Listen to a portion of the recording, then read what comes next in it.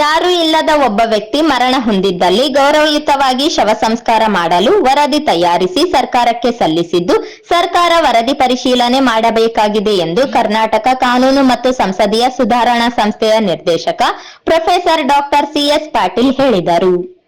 ನಗರದ ಪಂಡಿತ ಸಿದ್ದರಾಮ ಜಂಬಲ್ದಿನ್ನಿ ರಂಗಮಂದಿರದಲ್ಲಿ ತಾರನಾಥ ಶಿಕ್ಷಣ ಸಂಸ್ಥೆಯ ಸೇಠ್ ಚುನಿಲಾಲ್ ಬೊಹರಾ ಕಾನೂನು ಮಹಾವಿದ್ಯಾಲಯದ ಸುವರ್ಣ ಮಹೋತ್ಸವದ ಸಮಾರೋಪ ಸಮಾರಂಭ ಕಾರ್ಯಕ್ರಮದಲ್ಲಿ ಮಾತನಾಡಿದರು. ಹಿಂದಿನಿಂದಲೂ ಒಬ್ಬ ವ್ಯಕ್ತಿ ಮರಣ ಹೊಂದಿದ್ದಲ್ಲಿ ಧರ್ಮದ ಆಧಾರದ ಸಂಪ್ರದಾಯ ಪ್ರಕಾರ ಮಾಡಲಾಗುತ್ತಿತ್ತು. ಆಗಿನ ಸಂದರ್ಭದಲ್ಲಿ ಖರ್ಚು ವೆಚ್ಚವನ್ನು ಕೂಲಿ ರೂಪದಲ್ಲಿ ನೀಡುತ್ತಿರಲಿಲ್ಲ, ಗೌರವಧನ ನೀಡಲಾಗುತ್ತಿತ್ತು. ಕುಣಿ ಅಗೆಯುವವರಿಗೆ, ಭಜನೆ ಮಾಡುವವರಿಗೆ, ಹಲಗೆ ಬಾರಿಸುವವರಿಗೆ ಗೌರವಧನ ನೀಡಲಾಗುತ್ತಿದೆ. ಆಧುನಿಕ ಯುಗದಲ್ಲಿಯೂ ಕೆಲ ಸಂಪ್ರದಾಯಗಳು ಮುಂದುವರೆದಿವೆ, ಜೊತೆಗೆ ಖರ್ಚು ವೆಚ್ಚಗಳು ಹೆಚ್ಚಳವಾಗಿವೆ ಎಂದರು.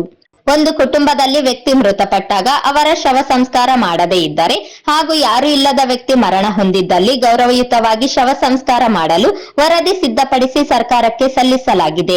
ಸರ್ಕಾರ ಇನ್ನೂ ಪರಿಶೀಲನೆ ಮಾಡಿಲ್ಲ ಎಂದರು. ಪ್ರತಿಯೊಬ್ಬರಿಗೂ ಕಾನೂನಿನ ಅರಿವಿರಬೇಕು, ಆದರೆ ಕಾನೂನು ಅಭ್ಯಾಸ ಮಾಡಿದ ವಿದ್ಯಾರ್ಥಿಗಳಿಗೆ ಹೆಚ್ಚಿನ ಜ್ಞಾನವಿರಬೇಕು. ಕಾನೂನು ಅಭ್ಯಾಸ ಮಾಡಿ ವಕೀಲ ವೃತ್ತಿ ಆರಂಭಿಸುವ ವಿದ್ಯಾರ್ಥಿಗಳು ತಮ್ಮ ವೃತ್ತಿಯಲ್ಲಿ ಸಾಮಾಜಿಕ ಸೇವೆಯೇ ಹೆಚ್ಚಿರಬೇಕು.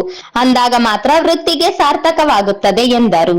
1974ರಲ್ಲಿ ತಾರನಾಥ ಶಿಕ್ಷಣ ಸಂಸ್ಥೆಯ ಕಾನೂನು ಮಹಾವಿದ್ಯಾಲಯವನ್ನು ಆರಂಭಿಸಿದ್ದು ಸಾಕಷ್ಟು ವಕೀಲರನ್ನಾಗಿ ಮಾಡಿದ್ದಕ್ಕೆ ಸಾರ್ಥಕವಾಗಿದೆ. ಕಾನೂನು ಮಹಾವಿದ್ಯಾಲಯ ಆರಂಭಿಸಲು ಸಾಕಷ್ಟು ಕಷ್ಟ ನಷ್ಟ ಅನುಭವಿಸಿ ಕಾಲೇಜು ನಡೆಸಿದ್ದಾರೆ. ಕಾಲೇಜಿನಲ್ಲಿ ವಿದ್ಯಾಭ್ಯಾಸ ಮಾಡಿದ ವಿದ್ಯಾರ್ಥಿಗಳು ಇಂದು ವಕೀಲ ವೃತ್ತಿಯಲ್ಲಿ ತೊಡಗಿದ್ದಾರೆ, ಉತ್ತಮ ವಕೀಲರನ್ನು ಸೃಷ್ಟಿಸಿದ್ದಾರೆ. ವಕೀಲರಾದವರು ಇಂತಹ ಸಂಸ್ಥೆಯಲ್ಲಿ ವಿದ್ಯಾಭ್ಯಾಸ ಮಾಡಿದ್ದೇವೆ ಎಂದು ಹೆಮ್ಮೆಯಿಂದ ಹೇಳುತ್ತಿದ್ದಾರೆ. ಕಾನೂನು ಕಾಲೇಜು ಒಂದು ಬ್ರ್ಯಾಂಡ್ ಆಗಿದೆ. ಯಾರಾದರೂ ಎಲ್ಲಿ ಅಭ್ಯಾಸ ಮಾಡಿದ್ದೀರಿ ಎಂದು ಕೇಳಿದಾಗ ಕಾಲೇಜು ಹೆಸರು ಹೇಳಿದರೆ ಪ್ರಶ್ನೆ ಮಾಡುತ್ತಿರಲಿಲ್ಲವೆಂದರು. ಆಡಳಿತ ನಡೆಸಲು, ಪರಿಹಾರ ಕಲ್ಪಿಸಲು, ನ್ಯಾಯ ಒದಗಿಸಲು ಕಾನೂನು ಅವಶ್ಯಕತೆ ಇದೆ. ಕಾನೂನು ಇಲ್ಲದೆ ಸಮಾಜವಿಲ್ಲ. ಪ್ರತಿಯೊಬ್ಬ ವ್ಯಕ್ತಿಗೆ ಕಾನೂನು ಬೇಕಾಗಿದೆ ಎಂದರು.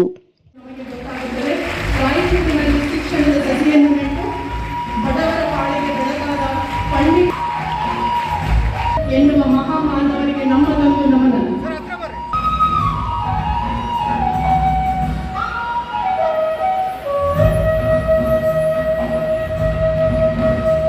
ಧನ್ಯವಾದಗಳು ಕೇಳ್ಕೊಳ್ತಾ ಇದ್ದೇವೆ.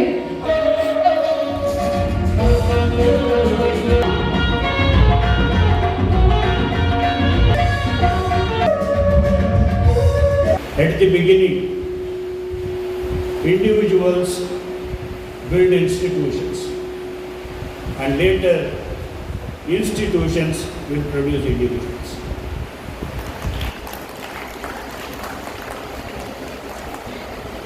ತಾರನಾಥ್ ಅಂತವರು ವೃತ್ತಿಯಲ್ಲಿ ವೈದ್ಯರಾಗಿದ್ದವರು ಸಮಾಜವನ್ನು ಎಲ್ಲ ನಿಟ್ಟಿನಲ್ಲಿ ಸುಧಾರಣೆ ಮಾಡೋದಕ್ಕೋಸ್ಕರ ವಿದ್ಯಾಸಂಸ್ಥೆಗಳನ್ನು ಹುಟ್ಟು ಹಾಕ್ತಾರಲ್ಲ, ಅಂಥ ಧೀಮಂತ ವ್ಯಕ್ತಿಗಳಿಗೆ, ಸಮಾಜ ಪರವಾಗಿ ಕಾಳಜಿ ಮಾಡಿದಂಥ ವ್ಯಕ್ತಿಗಳಿಗೆ ನನ್ನ ನಮನಗಳು. ಕಾನೂನು ಮಹಾವಿದ್ಯಾಲಯ ಪ್ರಾರಂಭ ಆಗಬೇಕಂತಂದರೆ ಚುನಿಲಾಲ್ ಅಮರ್ಚಂದ್ ಬೋರಾ ಕುಟುಂಬದವರು 51,111 ರೂಪಾಯಿಗಳನ್ನು ದೇಣಿಗೆ ಕೊಟ್ಟು ಕಾಲೇಜು ಪ್ರಾರಂಭ ಆಗ್ತದೆ. 1974 ನಾನು ಬಂಗಾರ ಹಾಕ್ಕೊಂಬಂದಿಲ್ಲ, ಉಂಗುರ ಸರ ಇವೆಲ್ಲ ನನಗೆ ರೂಢಿ ಇಲ್ಲ. ಹೀಗಾಗಿ ಬಂಗಾರದ ಬೆಲೆ ಸ್ವಲ್ಪ ಜಾಸ್ತಿ ಕಡಿಮೆ ಗೊತ್ತಾಗಿರೋದಿಲ್ಲ. ಮೋಸ್ಟ್ಲಿ ಹಿರಿಯರು ನನ್ನ ತಿದ್ದಬೇಕು. ಕೊನೆ ಬಂಗಾರದ ಬೆಲೆ 200ರಿಂದ 400 ರೂಪಾಯಿ ಇರ್ಬೋದು. 400 ರೂಪಾಯಿಗೆ ಒಂದು ತೊಲೆ ಬಂಗಾರ ಸಿಗೋಂಥ ಸಂದರ್ಭದಲ್ಲಿ 51,111 ರೂಪಾಯಿ ವಿದ್ಯಾಸಂಸ್ಥೆ ತಮ್ಮ ಮಕ್ಕಳೆಲ್ಲ ಸಾರ್ವಜನಿಕರ ಮಕ್ಕಳು ಬಂದಲ್ಲಿ ಓದಿ ಬೆಳೀಲಿ ಅಂತಂದು ಈ ಸಂಸ್ಥೆ ಸ್ಥಾಪನೆ ಮಾಡಿದ್ದಾರೆ. ಆ ಸಂಬಂಧಪಟ್ಟ ಎಲ್ಲ ವ್ಯಕ್ತಿಗಳಿಗೆ ನನ್ನ ನಮನಗಳು. ಕಾನೂನಲ್ಲಿ ನನಗೆ ಅರಿವಿದ್ದಂಗೆ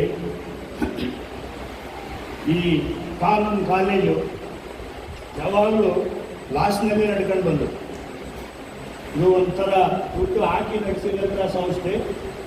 ದುಡ್ಡು ಹಾಕಿ ನಡೆಸೋದಂತಂದ್ರೇನು, ದುಡ್ಡು ವ್ಯಯ ಮಾಡಿ, ಸಂಸ್ಥೆಯ ದುಡ್ಡನ್ನು ವ್ಯಯ ಮಾಡಿ 4 ವಿದ್ಯಾರ್ಥಿಗಳು ಓದಿ ತಮ್ಮ ಜೀವನದಲ್ಲಿ ಗುಣಮಟ್ಟವನ್ನು ಸಾಧಿಸೋದಕ್ಕೆ ಒಂದು ಅವಕಾಶ ಸೃಷ್ಟಿ ಮಾಡೋಂಥದ್ದು, ಒಂದು ವಾತಾವರಣ ಸೃಷ್ಟಿ ಮಾಡೋದು.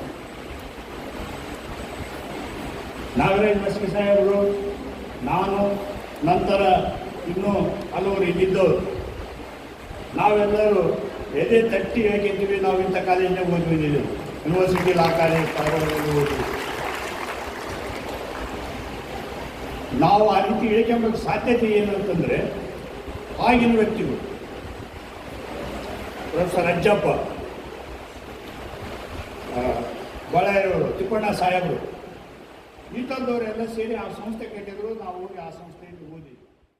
ಈ ಸಂದರ್ಭದಲ್ಲಿ ಪ್ರಧಾನ ಕಾರ್ಯದರ್ಶಿ ನಂದಾಪುರ ಶ್ರೀನಿವಾಸರಾವ್, ಸಹ ಕಾರ್ಯದರ್ಶಿ ಅಂಬಾಪತಿ ಪಾಟೀಲ್, ಕಾರ್ಯಕಾರಿ ಮಂಡಳಿ ಅಧ್ಯಕ್ಷ ವೈ ಶ್ರೀಕಾಂತರಾವ್ ವಕೀಲ್, ಕಾರ್ಯಕಾರಿ ಮಂಡಳಿ ಕಾರ್ಯದರ್ಶಿ ಸುನೀಲ್ ಕುಮಾರ್ ಭಂಡಾರಿ, ಉಪಾಧ್ಯಕ್ಷ ಪವನ್ ಕುಮಾರ್ ಸುಖಾಣಿ, ಪ್ರಾಚಾರ್ಯ ಪದ್ಮಾ ಸೇರಿದಂತೆ ವಿದ್ಯಾರ್ಥಿಗಳು, ಆಡಳಿತ ಮಂಡಳಿಯ ಸದಸ್ಯರು ಭಾಗವಹಿಸಿದ್ದರು.